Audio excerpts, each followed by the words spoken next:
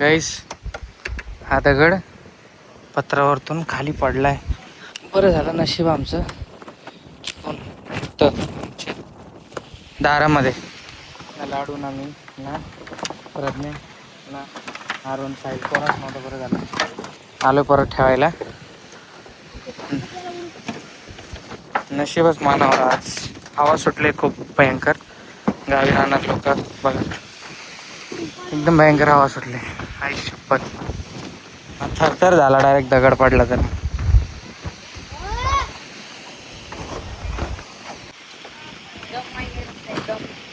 तुम्ही आला का? अरे तुला सांगलं होतं की इतक्या जवळ ठुलं पाहिजे ना कुठं कडीलाच नेऊन ठुलं होतं ना.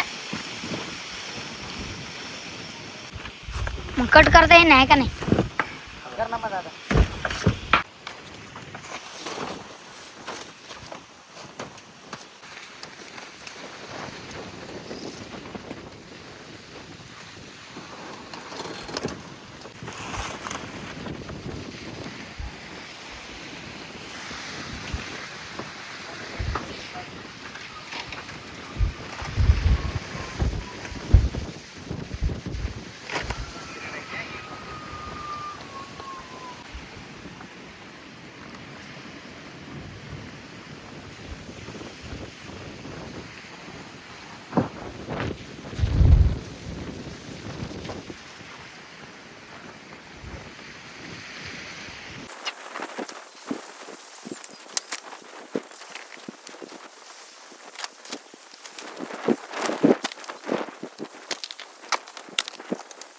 A few moments later.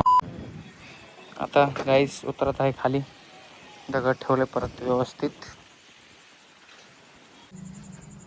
झाड पण असं वाकलंय बघा गाईस. सरळ नाही राहिलं. हे नेटमुळे झालं. हे नेट काढून टाकले डायरेक्ट इथे लावलेले. ओके क्या जस्ट क्या होने वाला था? मेरा सर फटने वाला था डायरेक्ट. तेरा नसीब अच्छा है प्रज्ञा. तूने कुछ आगे चली गई मैं. जिंदगी में कुछ तूने अच्छे कर्म किए होंगे कि तू और मेरा बच्चा दोनों सही सलामत. काय झाली थंडी बॉटल. बाळ झोपले लाडू बाळ माझं. बरं झालं टायमावरती. सगळेजण घरात कोणी लोग पत्र पत्र डर रहे थे आवाज से. मैं बोलती पप्पा है साइड है अरुण है सब शांत हो गए. लाईट गेली. जेवण बनते बघा. आता वाजले आहेत 9 आणि जेवण आमचं बनत आहे. चार्जिंगचं फॅन आहे लावला आहे लाडूसाठी. आणि भयंकर आणि खतरनाक एवढा दगड एवढा वरतून जर डोक्यात पडला असता. अभी तुम्हारे गांव वाले लोग सुबह से लाइट नहीं थी. हाँ गाइस सुबह से लाइट नहीं थी. फिर आई कितना 8 बजे आई. फिर तुरंत चली गई. देखो अभी 1 घंटे में ही है कि नहीं.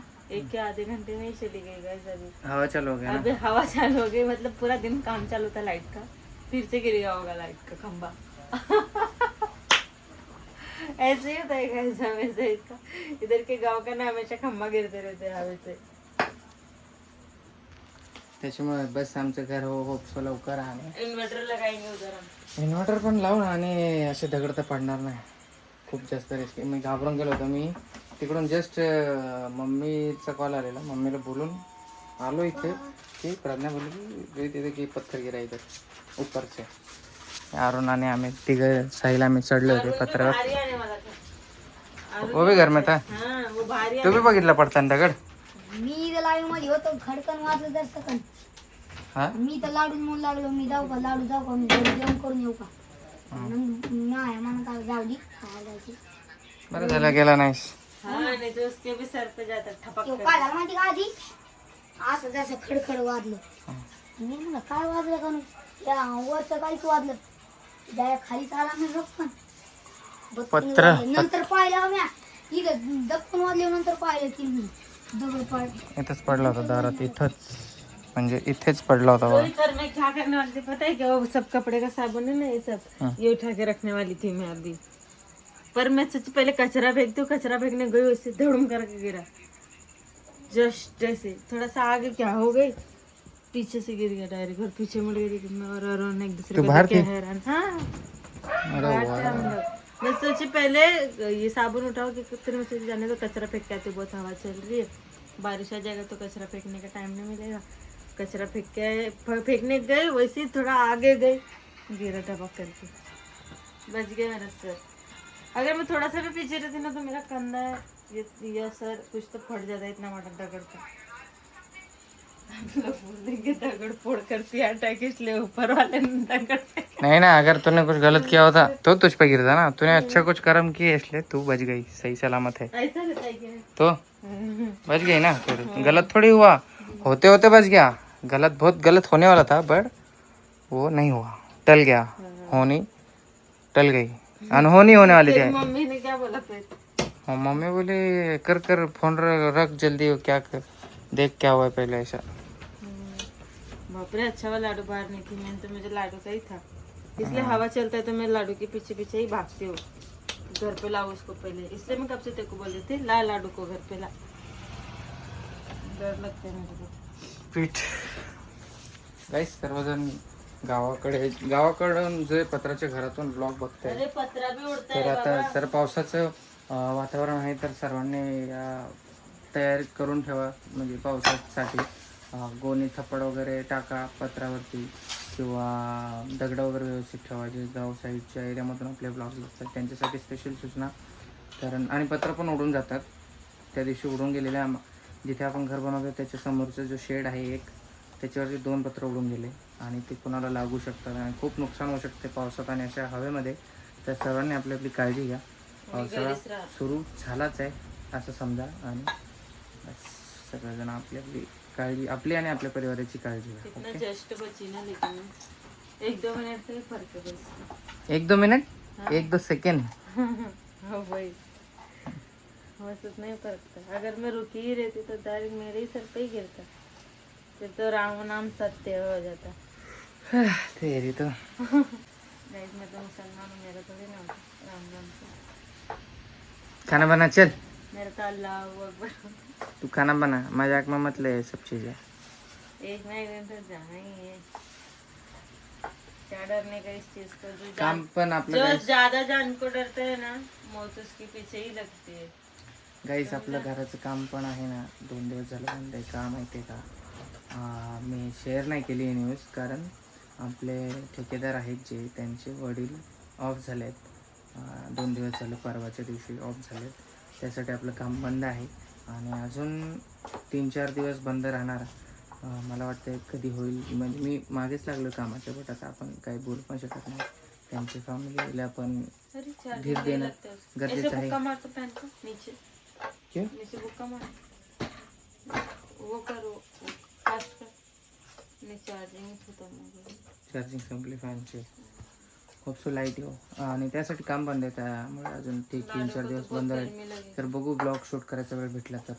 आणि बी सेफ, बी अलर्ट आणि टेक केअर एव्हरीवन. सीझन आहे आता, पावसाळा सुरू झाला, तर पावसाळ्याचे जे जे असतील महत्त्वाचे पॉईंट्स ते सगळेजण तुम्ही फॉलो करा सेफ्टीसाठी. कपड़े की घड़ी मारनी इतनी सारी, क्या दिखा झुंड दिखा कपड़े का कितना, कपड्याचे एवढा सब घड़ी मारने, सब धोया मैंने, निकाल कोने कोने का कपड़ा सब मैंने ऐसे कपड़े निकाले हैं जो मैंने रख दिए थे डिलीवरी के पहले के कपड़े। खाने में क्या बना रही है?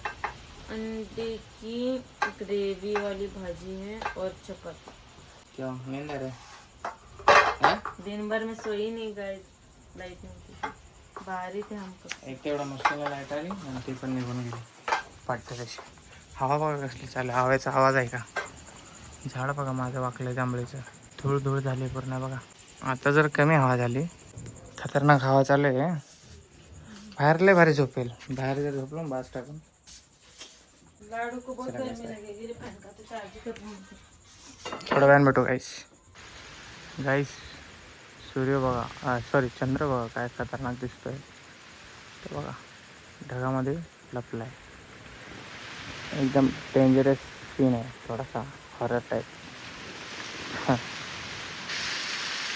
हवा बघा कसली चालते.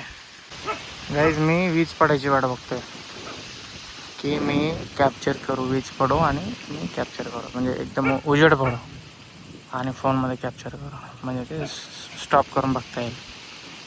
विजेचा प्रकाश लेट्स सी.